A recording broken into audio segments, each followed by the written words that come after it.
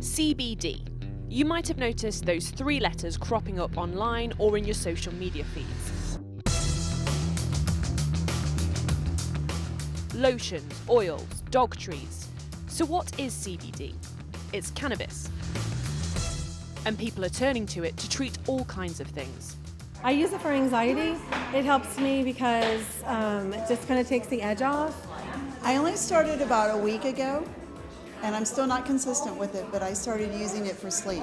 And I use an ointment that I rub onto my knee. If I could reach my back, I'd do it, but I just use it on my knee right now. But scientists worry about the lack of research.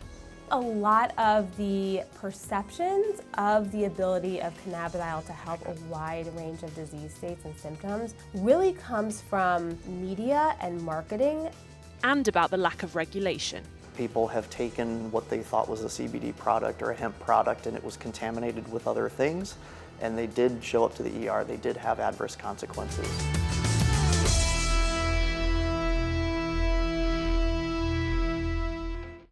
America has a complicated history with cannabis, but to be honest, until recently I had no idea what CBD even is, let alone that it's cannabis. I was seeing it pop up in shop signs and in adverts, but it wasn't until friends started talking about using it that I really looked into CBD and how it's being used.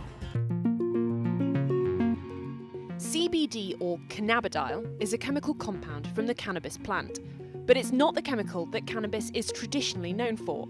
That's THC. You might not recognise the name, but that's the stuff that gets you high. CBD, however, doesn't have any psychoactive effect. And it's now legal for American farmers to grow cannabis, also known as hemp, that can be used to manufacture CBD, but the THC content has to be lower than 0.3%. I wanted to have a look at the different options out there for someone curious about CBD. What kind of thing would you recommend? I would start with something like the flower. So this one obviously looks a lot like weed. The police might get confused, but you are well within your rights to have this. Absolutely, you're 100% in your rights. This is Bree Raphael. She co-owns a CBD shop in Charlottesville, Virginia. I struggle severely with depression and anxiety, and I respond negatively to pharmaceuticals. Even something as simple as ibuprofen. My body is just hypersensitive, and anytime I've tried taking medicine to treat mental health, the side effects have been far worse than the mental health itself. With CBD, I can come in here and spend, it's about $200 a month, where I have to spend $250 just to see my physician, let alone the medication and follow-up appointments. And how do you take CBD? It really depends on what I'm treating. I will take the tinctures morning and night that you'll take directly under your tongue. And if I'm having spikes of anxiety, I'll smoke some of the CBD flower. Manufacturers are seizing on the commercial potential of the cannabis plant. But the Food and Drug Administration, the FDA, hasn't yet created regulations for the CBD industry. This is where it gets complicated. Recent changes in US federal law mean that hemp is no longer classified as an illegal substance. But the FDA says it is illegal to put CBD in food or claim that it has a therapeutic benefit. So why are all these products allowed to appear in shops and online? Well, the FDA is focusing on businesses making really bold medical claims. They've sent warning letters to companies advertising CBD as a treatment for cancer and Alzheimer's disease. To get FDA approval, products have to go through rigorous scientific testing, like Epidiolex, a CBD pharmaceutical drug designed to treat epileptic seizures. So how does CBD actually work? Cannabidiol is a very messy drug, and it's hypothesized to have tens of different actions on different sites in the brain and the body. So if it can be acting through all these different sites, it can potentially have lots of different effects at the end of the day. People are taking cannabidiol supplements, and they're reporting that it helps them sleep, they're reporting that it helps them with pain, they're reporting that it helps them with a wide range of conditions.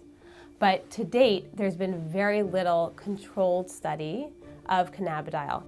So it seems scientists aren't exactly sure how CBD acts in the body, but there are plenty of people out there who believe it works and are eager to invest.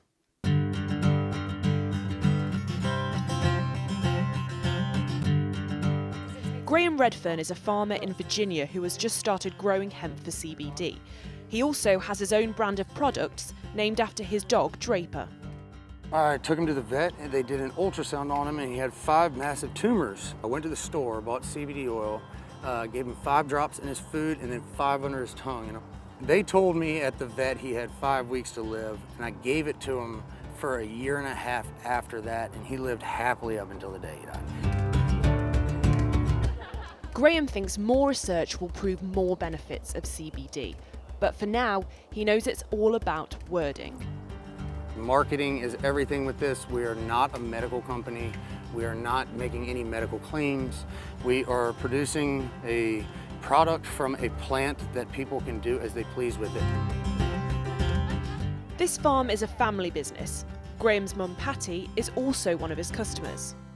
I started using it about 4 months ago because I have arthritis in my thumb, and my son said, "Mom, just try rubbing it on your hand and see if it'll work, because that's what most people are using it for at your age." So I started using it once in the morning and once at night, and believe it or not, my hand does not hurt anymore. The people that are buying these products and using them, what kind of person is using them? Well, most of them are just girlfriends of mine that are in any industry, every industry. Housewives, bankers, I'm a banker, attorneys, builders, just anybody I come in contact with, that most of them are buying them for their mothers or mother-in-laws. So how do these rave reviews tally with the science? In the clinical studies that have been done thus far, what's been shown to be effective have been significantly higher doses than what is actually available in traditional cannabis dispensaries or available online. A lot of the perceptions of the ability of cannabidiol to help a wide range of disease states and symptoms really comes from media and marketing at this point. And how do the CBD products currently available hold up under scrutiny? In a study that looked at 84 items bought online, 58, that's nearly 70%, were incorrectly labelled. 36 products actually contained higher levels of CBD, and 22 contained lower levels than the labels stated. None of the products listed THC as an ingredient, but it did appear in 18 of the samples. And it's not just THC that could be a problem. Last year, there were a bunch of military servicemen in North Carolina that bought hemp products from a shop that was just like the one you were describing, and they all went to the ER with kind of acute cardiovascular effects, psychotic effects that suggest that the products that they consumed contained synthetic cannabinoids. The World Health Organization has said that CBD in its pure state doesn't appear to cause harm, and people who use it are emphatic about its benefits. But without regulation, consumers aren't currently protected, and demand is only increasing. While the science has shown that CBD can treat certain types of epilepsy, more research needs to be done to see if it can be effective for other conditions. This will take some time, but for many companies and consumers, there's no turning back. CBD has already gone mainstream.